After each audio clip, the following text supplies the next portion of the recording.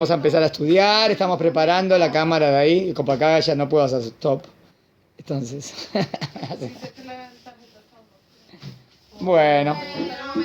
No hay ningún problema, no hay ningún problema. Máximo empezamos y cuando está. No quiero. Bueno. ¿Cómo están? Bueno.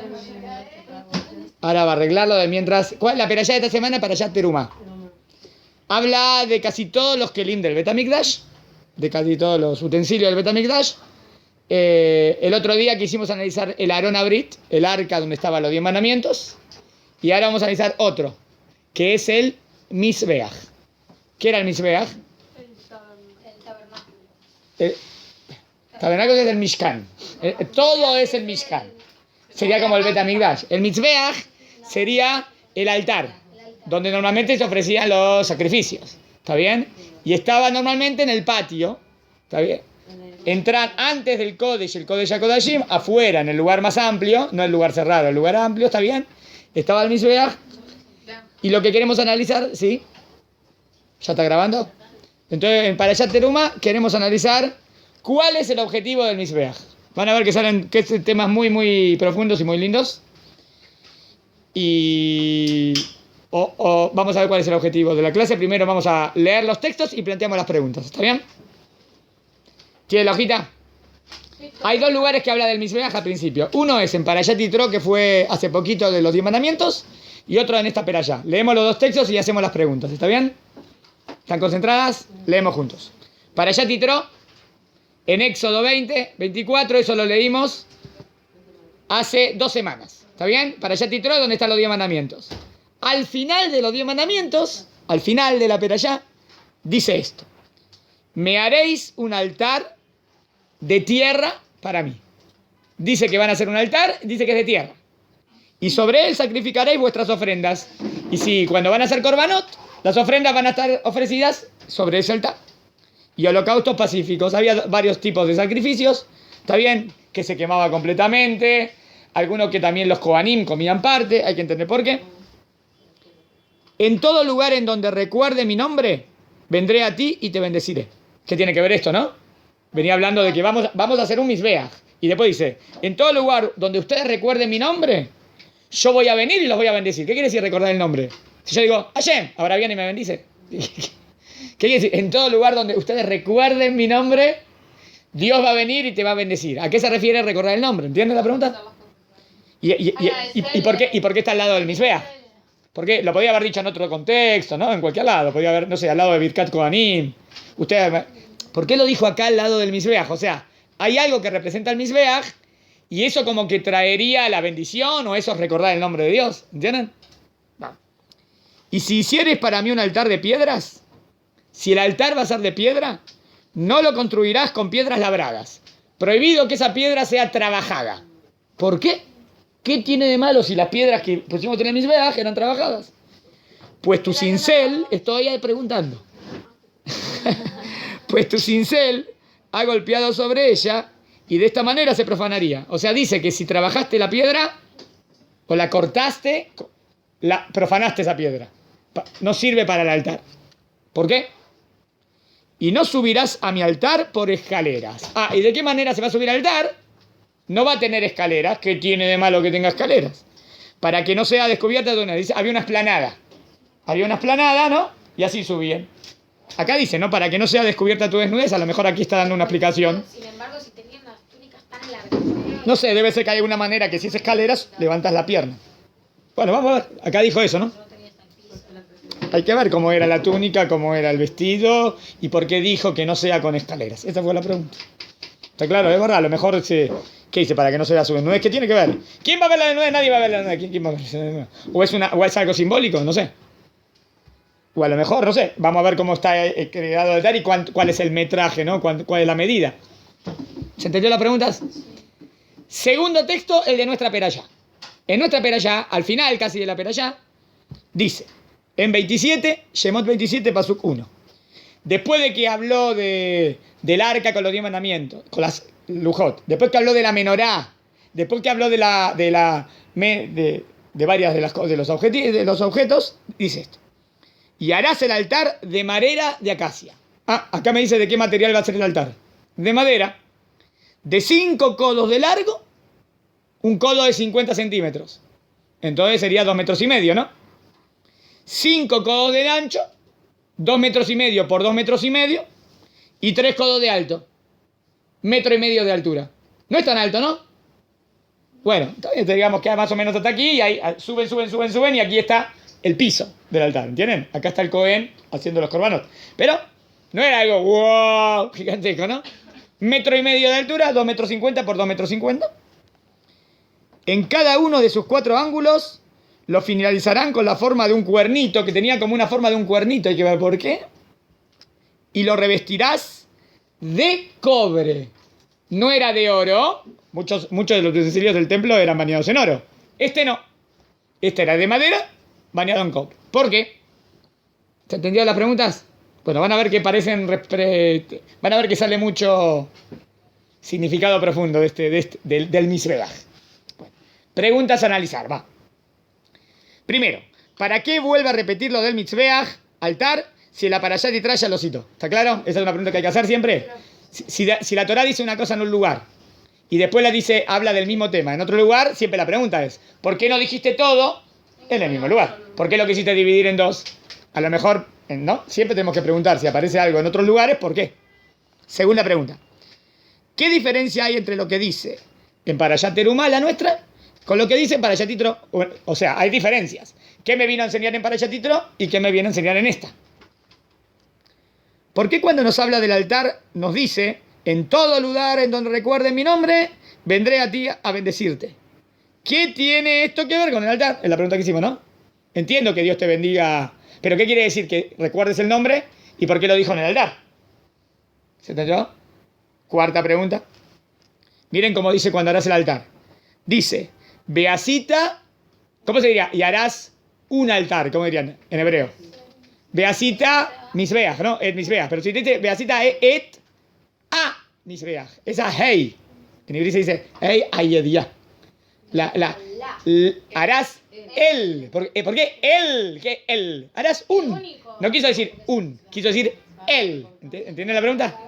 ¿Por qué dice harán el altar? Como que hay algo muy importante en esta. Como preguntamos en el Aarón, ¿se acuerdan que en el Aarón que preguntamos? ¿Por qué decían plural? Y harán. Y ahí entendimos y explicamos por qué. Acá preguntamos por qué dice harán el altar. ¿Se entendió? Hará el altar. Otra. Si el altar era de madera, ¿cómo no se quemaba? Si vos incendias un fuego en algo de madera, se incendia todo. No entiendo. Muy bien, ahí está la respuesta. Después vamos a ver. ¿Por qué los demás utensilios nos dice dónde tiene que estar cada uno? En cada utensilio dice, este lo vas a poner a la derecha, este lo vas a poner a la izquierda, este lo vas a poner en el centro.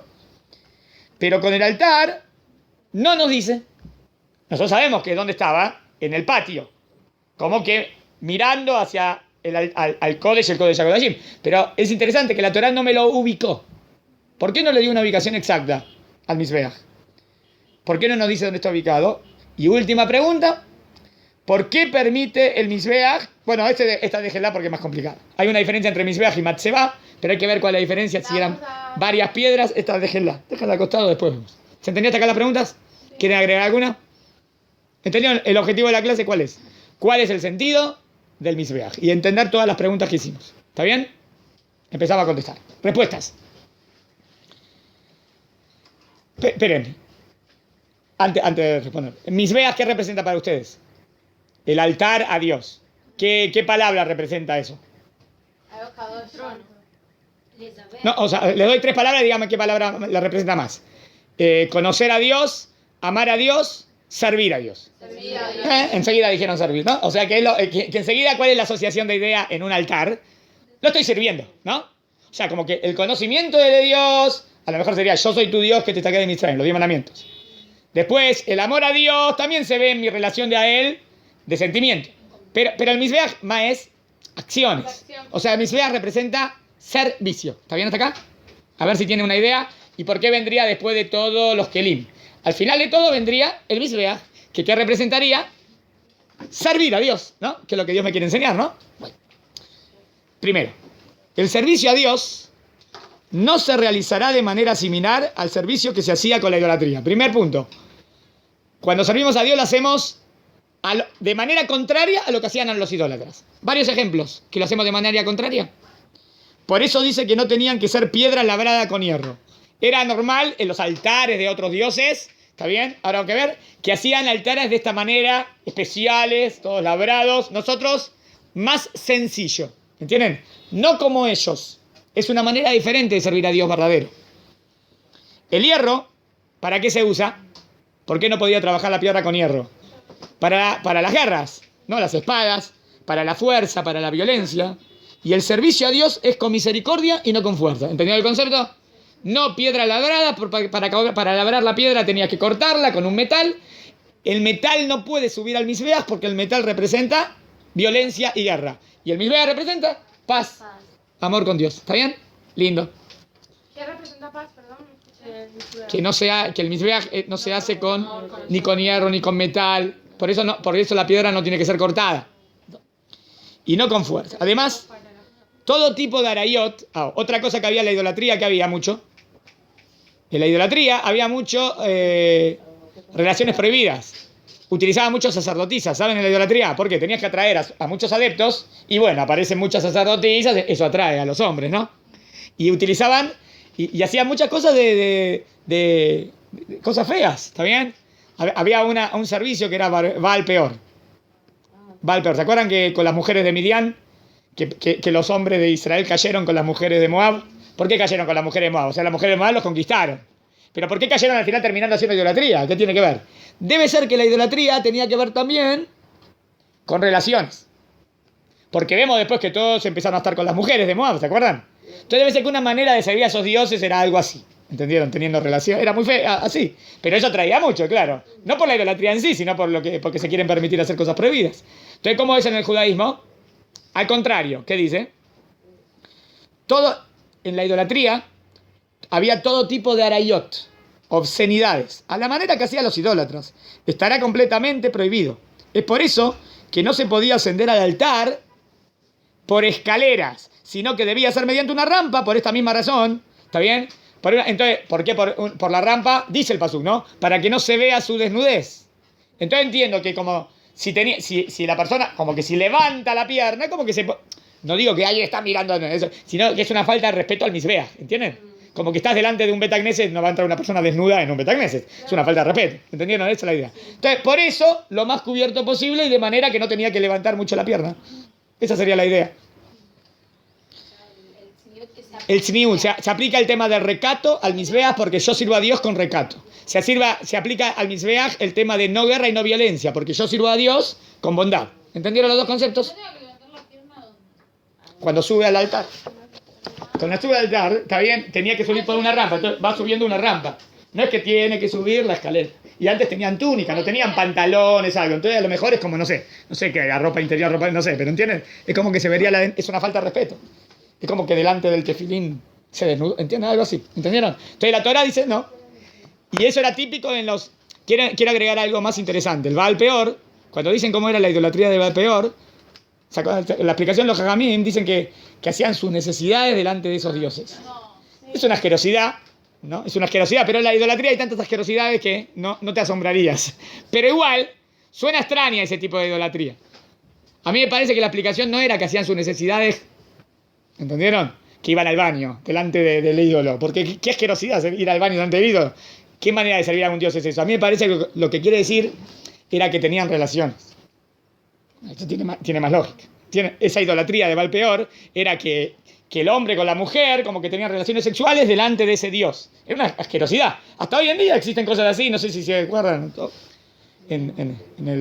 Hay ciertas sectas, cosas así raras. Obvio que es una manera, ¿entiendes? Es una manera de como, yo qué sé, digamos, al dios ¿cómo se dice? De la abundancia y para que tengas hijos. Entonces, es una tontería, obvio, una tontería. Entonces tiene relaciones como delante de ese ídolo. Es una tontería, pero está clara que era una idolatría que atraía mucho. Porque no está trayendo por la idolatría en sí, está trayendo porque él quiere permitirse estar con esa mujer. ¿Entienden lo que quiero decir? Entonces puede ser que esa era la idolatría del Baal Peor. Tiene mucha lógica. Esa era la idolatría. Obvio que la Torah lucha contra eso. Y ellos... Entonces, la Torah es justo lo contrario. Con santidad. ¿Se entendió? ¿Se acuerdan de la película de Código de Da Vinci?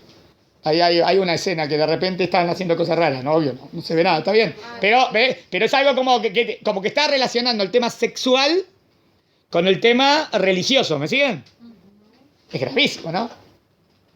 Gravísimo. O sea, es no entender nada. Pero ellos lo disfrazan de religioso, ¿eh? ¿Entiendes el punto? Interesante, ¿eh? Lo disfrazan de religioso y nada que ver. Y entre paréntesis, a veces hay explicaciones, obvio que no es de la Kabbalah verdadera, ¿eh? No de la Kabbalah verdadera, pero hay interpretaciones equívocas de la Kabbalah y meten un poco ese el tema. Eso, el tema del sexo. Eso es no entender nada de la Kabbalah. Pero mete, como que la parte masculina es Dios, la parte femenina, y ahí te inventan cualquier cosa que vos no entendiste nada, y la persona piensa como que... Había uno que se llamó Shabbatai Tzvi. ¿Escucharon la historia de este? Era un Mashiach falso. Él dijo, yo soy el Mashiach. Y casi toda la judeidad de Europa pensó que iba a ser el Mashiach. Terminó haciendo orgías. Sí. Lo peor de lo peor, el peor Hilul Hashem, asquerosidad total. Shabbatai Tzvi. Y él lo permitía en nombre de la Torá. Obvio que nada que ver, obvio que la Torá va en contra de eso. Obvio que era un Mashiach falso. Terminó convirtiéndose al Islam. Era un loco, pero un loco que tenía mucha capacidad de dialectia, sabía hablar bien, parece que convencía a la gente, porque no sería muy loco que mucha gente lo siguió, ¿no? Por eso después se pusieron muy firmes en el judaísmo contra el tema del Meshihut, del Mashiach falso y otras cosas. Ese fue otro ejemplo de un Mashiach falso. Y él decía, vieron que hay una verajá a la mañana, Matir Asurim.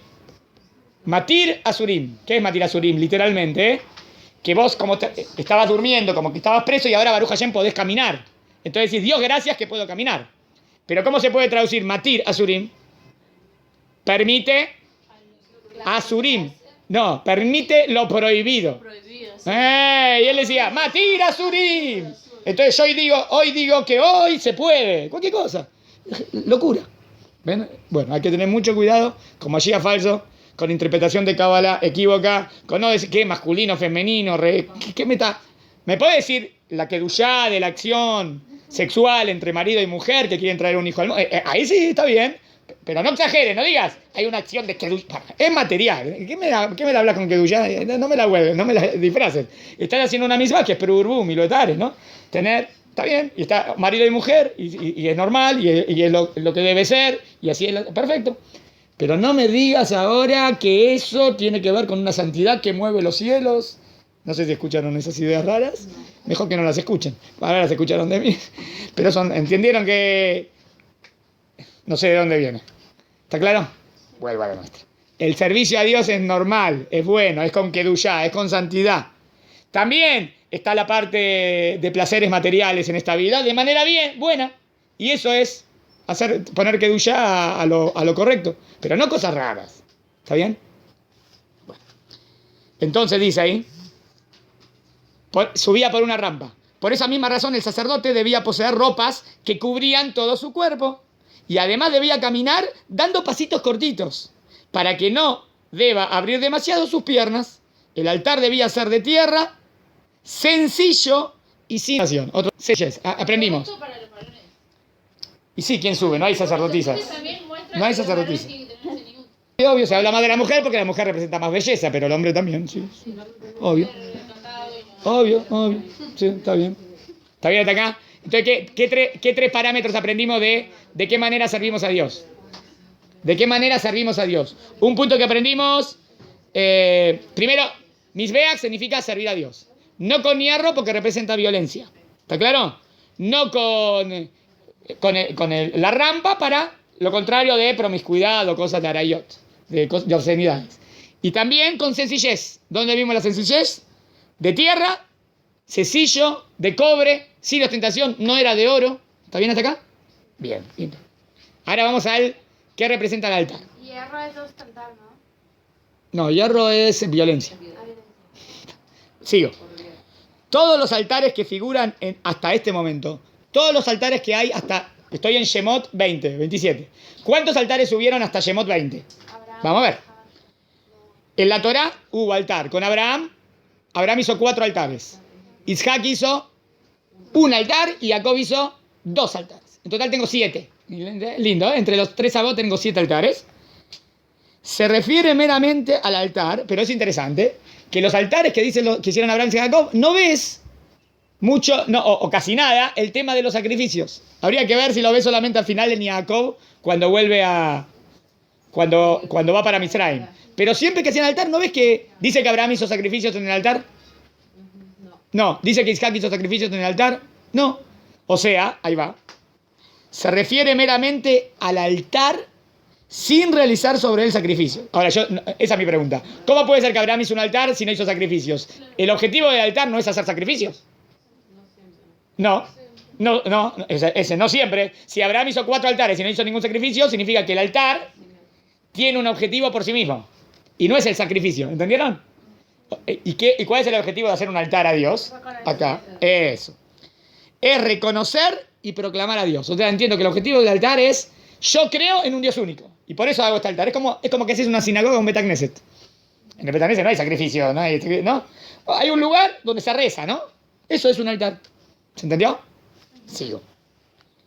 Es por eso, ahí va.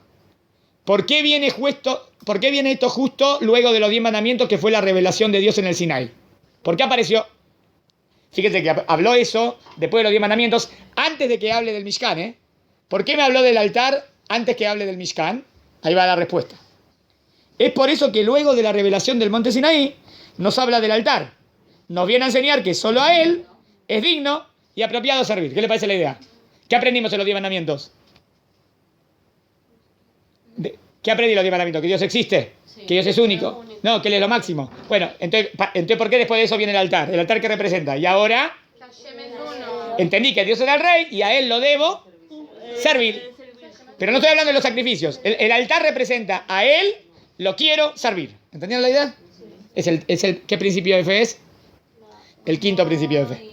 ¿Está bien? Viene justo los principios de fe después de Dios. Después de Dios, ¿de qué viene? ¿Cuál es el quinto principio de fe? Y solamente a Dios se lo debe servir. ¿Cómo lo diría esto? Con el altar. ¿Se entendió? ¿Y qué contestamos? ¿Por qué viene después de los 10 mandamientos en el Har Sinai? Sigo. Lo importante no es el acto en sí, realizar un sacrificio, sino la intención que debe acompañar a este acto. La kavanah y su pensamiento. ¿Está bien? O sea, solo a Dios se lo debe servir. ¿Es una acción o es una idea? Solo a Dios se lo debe servir. Ambas son las dos. De nuevo, solo a Dios se lo debe servir. ¿Es una idea o es una acción? No, es la idea de la acción. La idea es esta, ¿eh? Si hay algo que tiene sentido en el mundo servir, es solamente a Dios. Eso es lo que dije. Todavía no hice ninguna acción, pero entendí que al único que tiene sentido servir es a Dios. Ahora, lo llevaría a la práctica, a la acción. ¿Entendieron?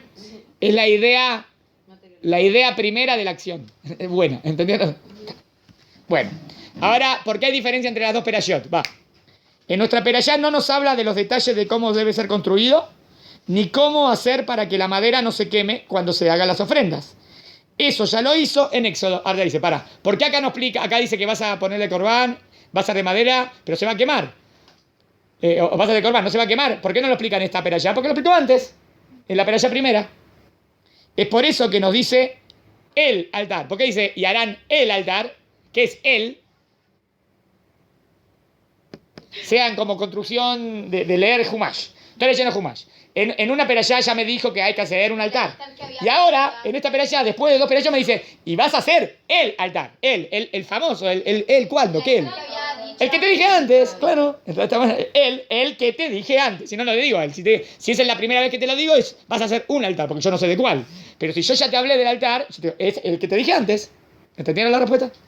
Bien. Fue respuesta técnica, pero ya. Harán el altar famoso que te expliqué antes. ¿Dónde estoy? Es por eso que nos dice el altar, es decir, se está refiriendo al altar que ya nos explicó antes. Justo después de los 10 mandamientos, aquí viene a ampliar lo que nos dijo allí. Entonces, en esta perashá venimos a ampliar la idea de que Dios existe, Dios es único y ahora lo debo servir. Bueno, lo voy a servir con un altar. Bueno, ¿cómo se hace el altar? Explico más. Tenía una altura de 1,5 metros. ¿De qué habla eso? De portentoso, ¿cómo se dice? ¿De ostentoso o de sencillez? Sencillez. Esto para que no sea algo demasiado grandioso, sino algo sencillo. O sea, esta es la respuesta a la pregunta 4. Exacto. ¿Pueden repartir la segunda? Va. ¿Esta es la segunda? Sí. Esta es la 29. Esperen, hay una más ahí. Poné. Ahí va la segunda hoja.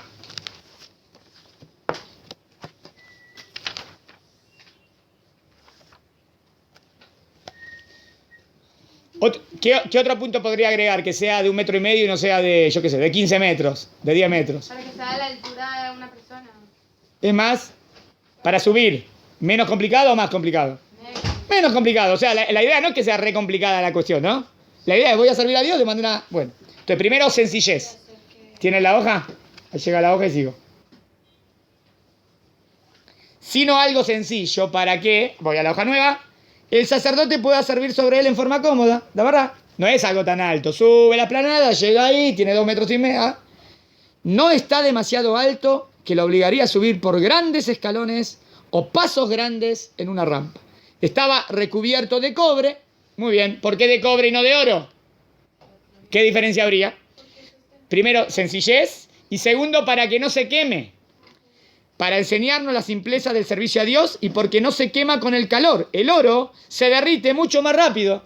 El cobre es mucho más resistente. El oro no, el oro se derrite cuando se trabaja, ¿entienden? Entonces, ¿qué? Si va a ser misbea de oro, se me va a empezar a retirar el oro. No se puede hacer un misbea. Tengo que poner el fuego ahí. ¿Entendieron? Entonces, sencillez y práctico. Muy bien. Ahora viene la respuesta más, a mí, la que más me gusta. A ver qué les parece esto, que viene a agregar qué representa el misbea. Obvio que entendimos. Dios está ahí, lo debo servir, ¿no? Ok, voy a servir a Dios. Miren esta. Si bien todo el tabernáculo fue comparado al monte Sinaí, todo el templo se compara al monte. ¿Se acuerdan que dijimos el otro día que el Mishkan sería como una... ¿El Mishkan qué era? Como un Betamigdash andante, ¿no? Un templo andante. Y dijimos que podría representar al monte Sinaí. Lo que pasó en el monte Sinaí es parecido al... A ver. Tenía todo cubierto. El altar es dentro de los utensilios del tabernáculo el que más hace alusión a esta simetría. O sea, el altar parece al monte Sinaí. ¿La ven? Vamos a ver. O sea, ¿qué similitud habría entre el altar donde ofrecemos los korbanot y el monte Sinaí? O sea, miren la idea es esta, ¿eh? Vamos a dejar el monte Sinaí. El monte Sinaí fue el lugar más grandioso que tuvimos la revelación de Dios. No queremos dejar ese lugar, queremos que ese lugar nos acompañe a lo largo del desierto. Y cuando lleguemos a la tierra de Israel y cuando construyamos el Betamigdash, queremos que ese lugar lo tengamos siempre en mente. ¿Cómo hago para hacer algo así? ¿Cómo hago para tener en mente ese lugar famoso del monte Sinaí donde Dios se nos reveló? Construyo algo que se parece. ¿Entendieron? Bueno, ¿cuál de los utensilios es el que más se parece al monte Sinaí dentro de todo el tema? El Mizbeach. ¿Por qué? Ahí van las similitudes. 7 o 6 similitudes. Una. Es construido elevado como el monte que sobresale de la superficie de la tierra. ¿Está bien el primero? El monte sobresale, el Mizbeach también sobresale. Sin embargo, también es más bajo que todos los montes, mostrando humildad. Muy bien, si quieren agarramos el Midrash. De todos los montes, ¿el monte Sinaí era el más alto? No. Dicen que era el más bajito porque habla de humildad. ¿Y el Mizbeach también es bajito? ¿Está bien hasta acá? Bien, agarra. 2. Se sube por medio de una rampa. ¿Es parecido al monte? ¿Cómo se sube al monte? Por la ladera, va subiendo. Es parecido a un monte. Tercero. Está construido con tierra y piedras. Miren, ¿con qué está construido el altar? Dijimos, podía ser de tierra o piedras no labradas, ¿no? Bueno, tierra y piedras es parecido al monte. Sí. Que son los mismos materiales que se encuentran en el monte Sinaí. Cuarto punto. No se me distraigan con la cortita. No cualquiera puede subir a él. ¿Quién podía subir al monte? ¿Se acuerdan que Dios dijo no subirán todos? Se quedarán ahí y subieron solamente los Kohanim. Muy bien. Y acá, no cualquiera puede subir a él, tal como estaba vedado el ascenso al monte Sinaí para el pueblo. Así como en el monte Sinaí subieron los Kohanim, ¿quién sube en el Mizbeach? Los Kohanim. ¿Me ven el parecido? Quinto. Y lo más categórico. Miren esto, ¿eh? Sobre el altar debía estar el fuego siempre encendido. ¿Sabían que no se podía apagar? El fuego siempre estaba encendido. ¿Por qué? Y bueno, para hacer los korbanot. Y no todo el tiempo hago korbanot, a la mañana y a la tarde. En 20 minutos termino, en una hora termino todos los korbanot. 20 minutos a la mañana o media hora. Tengo 24 horas. ¿Para qué tiene que estar el fuego encendido 24 horas si solamente una hora se hace, no sé, el oficio de los korbanot o 1 hora y media, no sé cuánto? ¿Para qué 24? ¿Entendió la pregunta? Si las similitudes con el monte Sinaí, ¿tienen alguna idea? ¿No se acuerdan algo que cayó sobre el monte? Cuando Dios se le revela a Moshe. Dice, ve Hashem y Arad de Har Sinai va Esh. Y Hashem descendió en el monte en un fuego. Y Moshe se acercó al fuego. Siempre repite que en el monte había fuego. Entonces, ¿y qué es el Mizbeach? Como el monte Sinaí. Entonces, ¿por qué el Mizbeach tiene que estar siempre el fuego prendido? Porque viene a acordarte del monte Sinaí. ¿Entendieron? Obvio que representa el fuego, representa a Dios. Bueno, leo. Lo más categórico. Sobre el altar debía estar el fuego siempre encendido. Es decir, no solo en el momento que se ofrecían los sacrificios, sino que en todo momento debía estar el fuego encendido. Tal como en el monte Sinaí, que estaba ardiendo en fuego todo tiempo que Dios estaba sobre él. Es por eso que cuando se inaugura el santuario, ¿se acuerdan cuando se inauguró el Mishkan? Se tenía que inaugurar y estaban preocupados. ¿Cómo se inauguró? Pusieron los korbanot y ¿cómo se inauguró? Cayó un fuego de arriba. Cayó un fuego de arriba y eso significa que Dios aceptó. Dios inauguró el templo. O sea que ese fuego que representa a Dios. Simbólicamente, obvio, el fuego no es Dios. ¿Entendieron? Es por eso que cuando se inaugura el santuario, el fuego del altar desciende desde el cielo y desde ahí, este fuego no se apagó nunca más y fue mantenido encendido durante todos los años. ¿Ven que el fuego representa a Dios? ¿Cómo dice cómo nos dirigíamos en el desierto? Dios iba delante de Amisrael. ¿Qué es Dios iba delante de Amisrael? La columna de fuego. La columna de fuego y nube. O sea que la columna de fuego, ¿quién representa? A Dios. ¿Ven que siempre el fuego representa a Dios? Pregunta, en la destrucción del Beta Mikdash y todo eso, ¿también estaba el fuego? Hasta que se destruyó. Y ahí pues, ya está, se perdió. Pero siempre estaba el fuego ahí encendido. Uno de los 10 milagros que ocurría a diario en el templo de Jerusalén, mire esto, es que la columna de humo que subía desde el altar jamás se doblegaba. O sea, interesante, de repente inclusive si había un viento, el humo siempre subía así derechito. No, o sea, nunca se vio que haya, o puede ser que Dios hacía un milagro que nunca había viento sobre el altar, no sé. Lo que sí sé es que siempre el humo subía derecho. Interesante, ¿no? Jamás se doblegaba con el viento y nunca la lluvia o la nieve apagó el fuego del altar. O sea, nunca, inclusive si hubo, era un milagro. El fuego siempre seguía. Esta columna nos recuerda a Dios que por medio de la columna de humo y fuego guiaba al pueblo en el desierto. ¿Está bien hasta aquí? Y ahora voy a la idea que quiero decir que el altar no siempre significa sacrificios. Lo voy a demostrar. Va. En todo el Tanaj hay varias veces que se construyen altares, pero no necesariamente para hacer ofrendas sobre ellos. Por ejemplo, encontramos que tanto Abraham, Isaac y Jacob construyeron altares, pero no ofrecieron sobre ellos nada. Era meramente para proclamar el nombre de Dios y así hacer que todos lo conozcan. O sea, ¿qué era el Mizbeach? Hacían un Mizbeach, la persona empezaba a hablar de Dios, toda la gente se acercaba y como que enseñabas quién era Dios. ¿Entienden la idea? Eso era le farsem Shem Hashem. Hablaban del nombre de Dios. O sea, decimos, Dios, por ejemplo, o sea, en Abraham vino, eran todos idólatras, ¿no? Entonces Abraham vino a su Mizbeach, toda la gente se empieza a acercar. ¿Qué estás haciendo, Abraham? Es un Mizbeach para Dios. ¿Qué Dios? Hay muchos dioses, el sol, la luna. Entonces Abraham le dice, no, el sol no es ningún dios, la luna no es ningún dios. Hay un Dios único. Les enseña. ¿Entendieron? Era un lugar de reunión para proclamar que Dios es el rey. ¿Se entendió? Sigo. Y así hacer que todos conozcan a Hashem. Moshe también ¿Hay algún altar que construyó Moshe antes de estos altares? En la guerra contra Amalek. Ahora viene la guerra contra Amalek dentro de poco. Sí. Dice, cuando terminó la guerra hizo un altar para agradecer a Dios. No dice que hizo corbanón, no hizo nada. O sea, ¿qué fue ese altar? Como un estandarte. Como algo para hablar de Dios, ¿ven? Moshe también construye un altar luego de vencer a Amalek y lo llama, miren cómo lo llama. Hashem Nisi. ¿Cómo llamó al altar? Dios es mi estandarte. Y no sacrifica nada sobre él. Por último, ¿se acuerdan un altar que hicieron las 2 tribus y media? ¿Se acuerdan las 12 tribus cuando se separaron? Yoshua, ¿se acuerdan de Sefer Yoshua? ¿Conocen Sefer Yoshua? Es importantísimo ese lugar, ¿no? Se habían separado 9 tribus y media viven acá, las otras 2 tribus y media del otro lado del Yardén. ¿Qué es lo primero que hacen cuando cruzan el Yardén? Construyen un altar. ¿Qué pensaron las 9 tribus y media?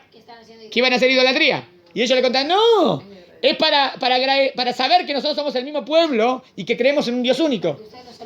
¿Qué vemos? 1, hicieron un altar y no hicieron korbanot. O sea que el altar no necesariamente es para sacrificio, ¿ven? Es para proclamar que Dios es el rey. Pero haciendo así, una pregunta. Entonces, ¿por qué dice que en la época del Beta Mikdash no se podía tener Bamot?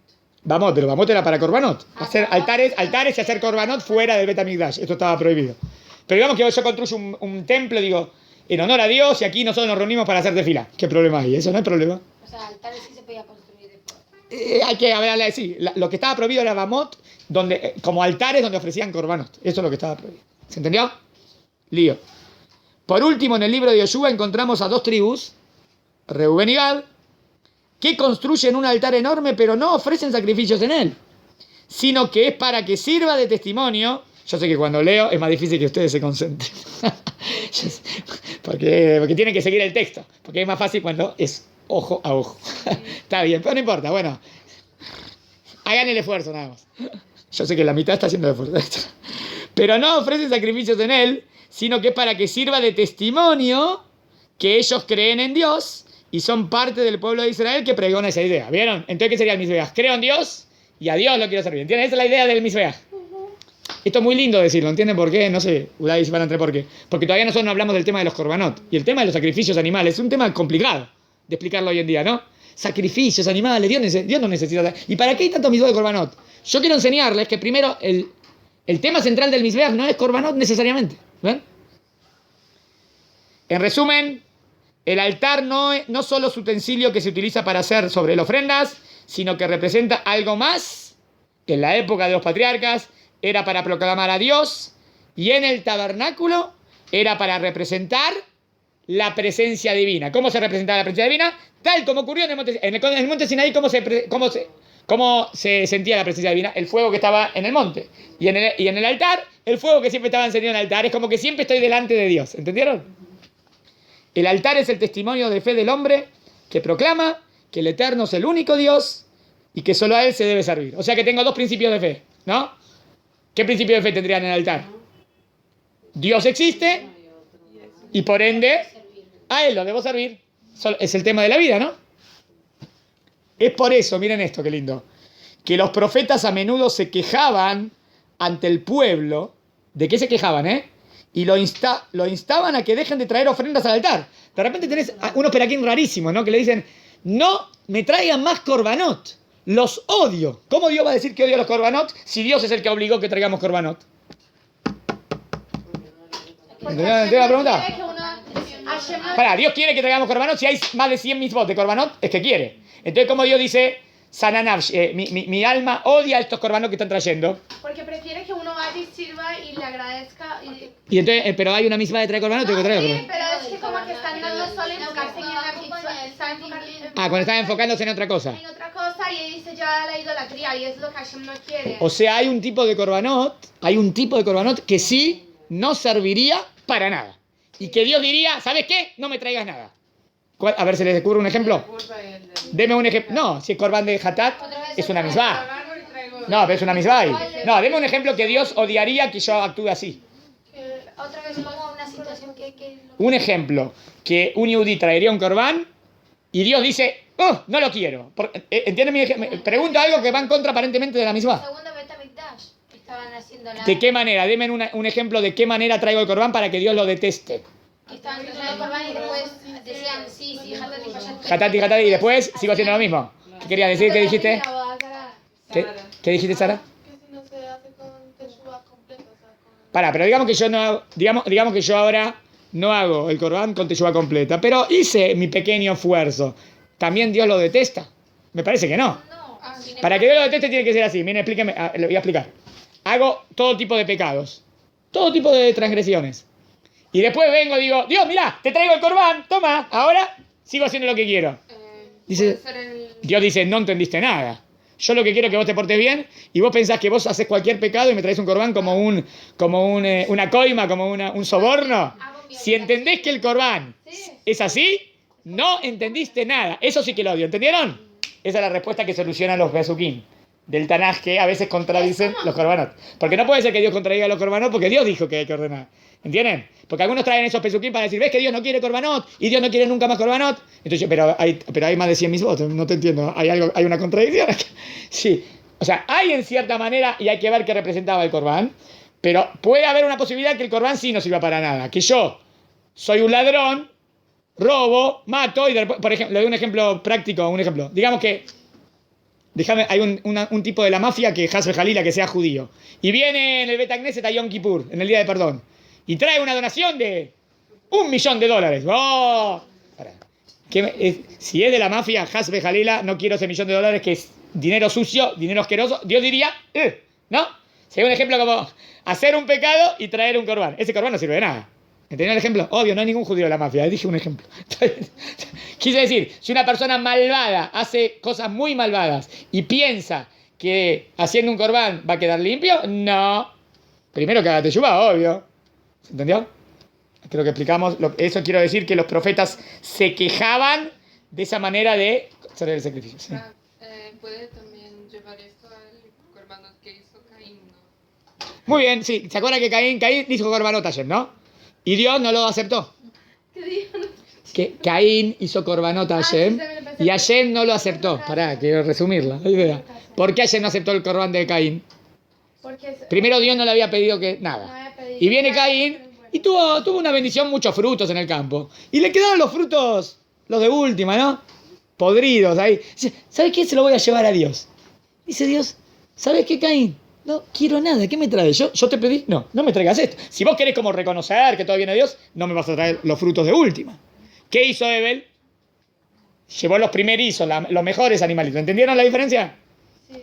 ¿Puedo decir Ahora, algo? decía algo. Que también es como Yom Kippur, que hay mucha gente como que peca todo el año. Dice, ay, no me acuerdo lo que hice. Bueno, Hashem, perdón por todo lo que hice. Seguramente vas a perdonar.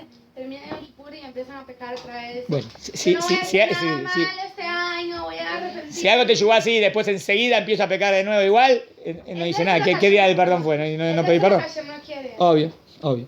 Pero si de verdad pequé muchas cosas y de verdad trato de hacer teshuvá y de verdad intento, después caigo. No, ahí sí, bueno, Dios ve la intención. Sabe que de a poco, bueno, pero te mejorá. Pero no voy a decir que Dios lo desprecia. Pero para que diga que Dios lo desprecia, tiene que ser algo grave, ¿entendieron?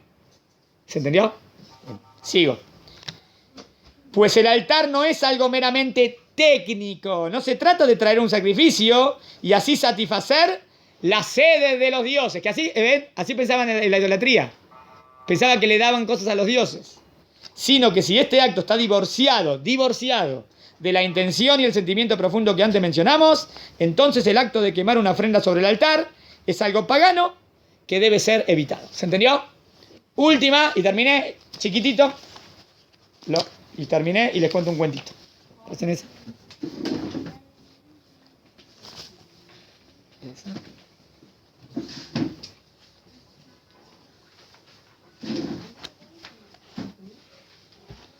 Va la segunda, hago un cuentito y algo de tefilá.